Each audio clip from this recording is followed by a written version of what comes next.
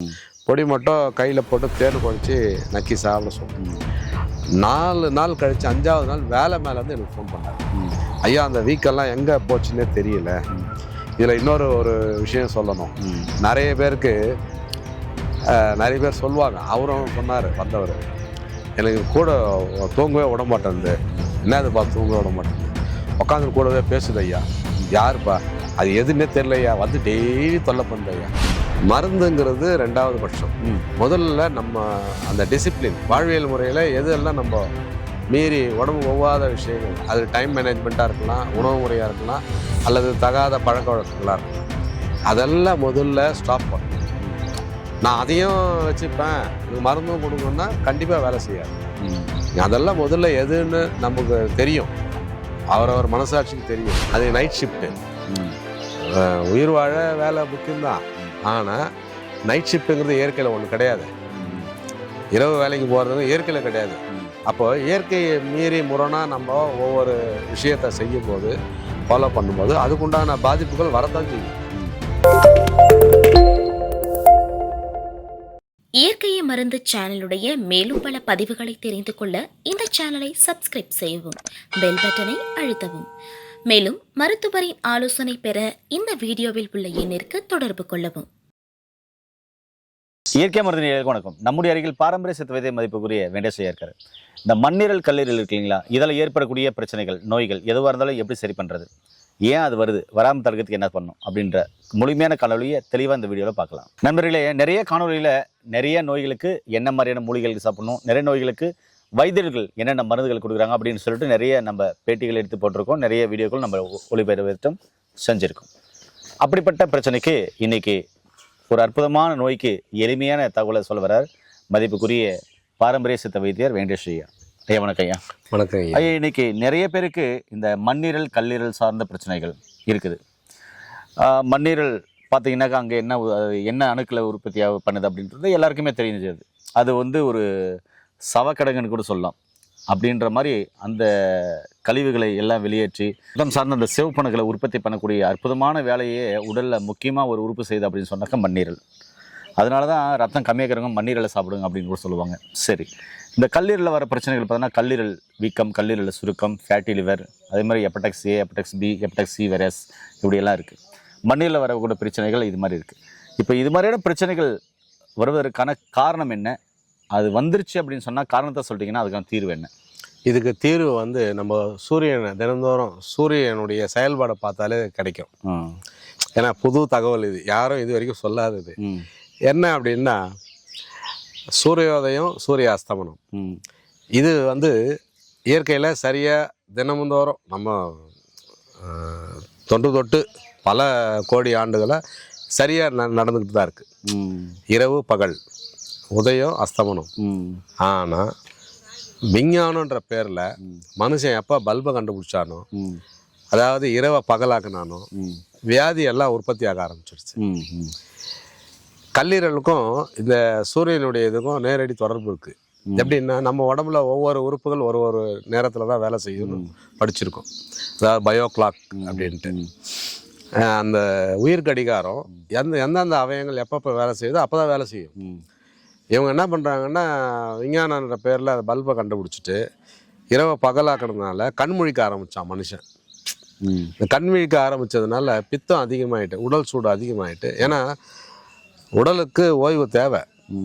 பகல்லாம் உழைக்கிறோம், இரவு வந்து ரெஸ்ட் எடுக்கணும், அது ஓய்வு கொடுக்கணும். அப்போ தான் அந்த நேரத்தில் ஓய்வில் இருக்கக்கூடிய ஒரு சில உறுப்புகள் ஓய்வில் இருக்கும். எப்போவுமே வேலை செய்யக்கூடிய இருதயம், நுரையீரல் அது 24/7 ஒர்க் பண்ணிட்டு இருக்கும். அப்போ ஓய்வு கொடுக்காமல் இருக்கும்போது என்ன ஆகுதுன்னா அது தன்னைத்தானே புதுப்பிக்க போராடி அதனால் உஷ்ணம் அதிகமாகிட்டு, பித்தம் அதிகமாகிட்டு, மஞ்சக்காமால அது இதுன்னு வருது. இப்போ இது இயற்கை கொடுக்குறதா நம்மளை தேடிக்கிறதா? நம்மளை தேடிக்கிறது தான். இந்த கல்லீரல் மண்ணீரல் சார்ந்த விஷயங்கள் எந்த நோயாக இருந்தாலும் நாமளே தேடிக்கிறது தான்.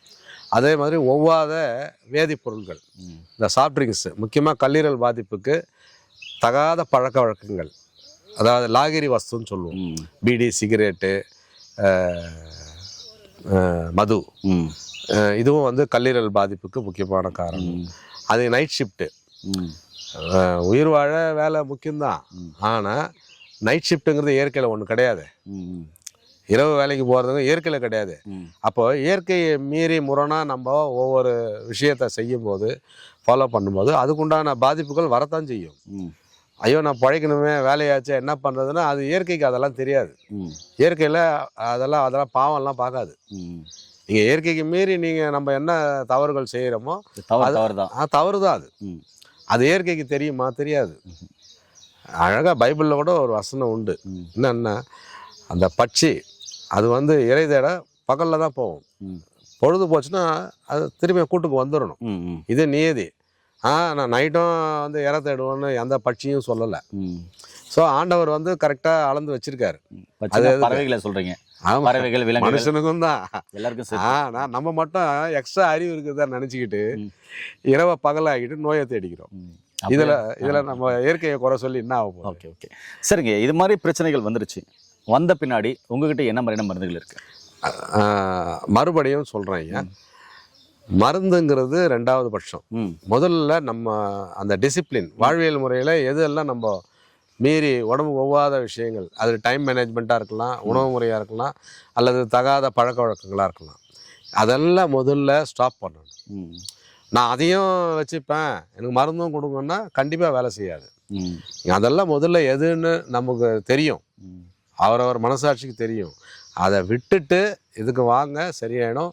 இதில் நம்ம வந்து பார்த்திங்கன்னா வெள்ளை கரிசலாங்கண்ணி, மஞ்சள் கரிசலாங்கண்ணி, கிழா நெல்லி, அப்புறம் ஃபெரஸ் மெட்டீரியல், அயம் சார்ந்த பொருட்கள் எல்லாம் போட்டு தான் செஞ்சுருக்கோம். ஏன்னா அந்த கல்லீரல் மண்ணீரல் பாதிப்புனாலே அந்த ரத்தம் சார்ந்த விஷயங்கள் தான் அங்கே முதல்ல டிஸ்டர்பன்ஸ் ஆகும். அந்த ஹீமோகுளோபின் லெவல் குறையிறது அந்த மாதிரி. அதனால் அதுக்கு ஈடு கொடுக்கக்கூடிய அந்த அயம் சார்ந்த பொருட்கள் அதெல்லாம் வந்து சேர்த்துருக்கோம். அதனால் வெகு விரைவில் இது மீண்டும் வந்துடலாம். சரிங்க. இது எப்படி சாப்பிடணும், இது எப்படி சாப்பிடணும்? இது குடிநீர் ஐயா. வழக்கம் போல் அந்த 300 ml 10 கிராம் பொடி போட்டு 100 ml சுண்டை காய்ச்சி வடிகட்டி காலையில் 50 ml மீதி சாயங்காலம் 50 ml வெறும் வயிற்றுல எடுத்துக்கணும். இப்போ இது வந்து பார்த்திங்கன்னா தேனில் குழச்சி சாப்பிடலாம். காலை இரவு 2 வேளை உணவுக்கு முன்னாடி 1 கிராம் அளவு தேனில் குழச்சி எடுத்துக்கோங்க. இது எவ்வளோ நாள் எடுத்தால் அந்த மண்ணீரல் கல்லீரல் சார்ந்த பிரச்சனைகள் சரியாகும்? நம்ம சொன்ன வாழ்வியல் முறையோடு எடுத்தாங்கன்னா ஒரே மாதம் ரிசல்ட் பார்க்கலாம் ஐயா. அவங்க எந்த ஸ்டேஜில் என்ன இருக்கட்டும். 4 நாள் நல்லா ரிசல்ட் கொடுத்துருக்கோம்.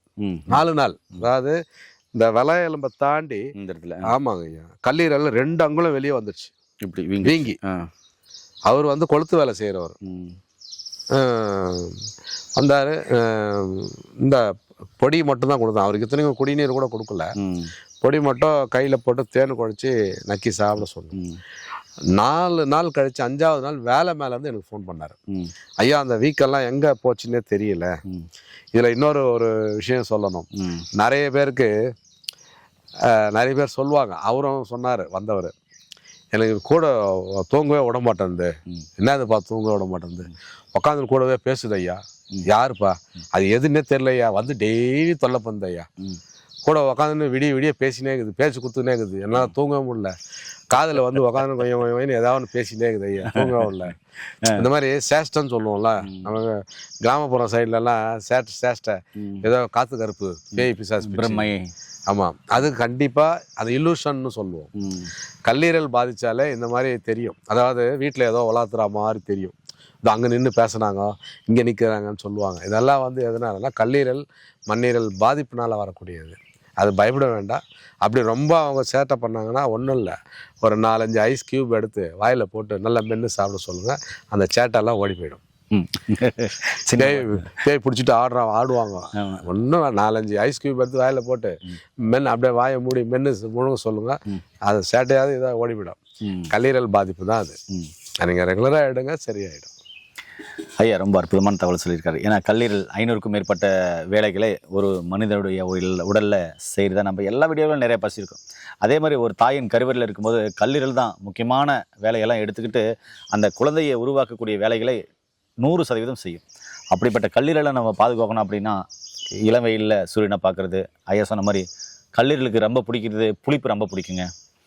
அதே மாதிரி பார்த்திங்கனாக்கா அந்த கர்ப்ப காலத்தில் பெண்கள் மாங்காய் கேட்பாங்க, புளிப்பு இல்லைன்னா புளியை சாப்பிடுவாங்க. எதுக்கு அப்படின்னு சொன்னால் கல்லீரல் தன்னுடைய வேலையை அதிகமாக செஞ்சும், அதே மாதிரி அந்த வளரக்கூடிய குழந்தைக்கும் அந்த புளிப்பு தன்மை, அந்த புளிப்பு சுவையில் இருக்கிற அந்த முழுமையான சத்துக்கள் அந்த குழந்தைக்கும் தேவை. அதனால் என்ன தான் அதிகமாக நிறைய மாங்காய் புளிப்புகள்லாம் சாப்பிடுவாங்க. அதனால் கல்லீரல் பிரச்சனையாக புளிப்பு பிடிக்குதுன்னா புளிப்பு கண்டிப்பாக சாப்பிடுங்க. மீண்டும் இன்னொரு அருமையான பேர் சந்திக்கலாம். நன்றி, வணக்கம். வணக்கம் ஐயா. வணக்கம் ஐயா.